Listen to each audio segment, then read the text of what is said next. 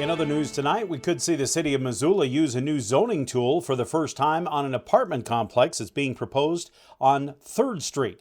And Megan Mannering has more on what this tool amounts to.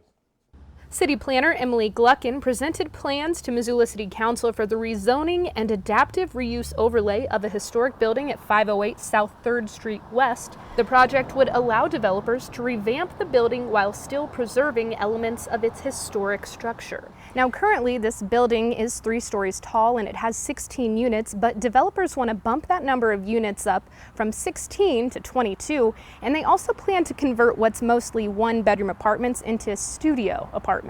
Yet with any rezoning project, there are some concerns. Our partners at the Missoula Current report that neighbors and surrounding businesses worry about parking, as developers are only required to add 1 new parking space, even though they're adding 6 units. Nevertheless, City Planner Emily Gluckin says the project falls in line with Missoula's growth policy. The city growth policy also promotes a focus inward development approach that encourages new growth in the direction of existing infrastructure, neighborhood, and public services.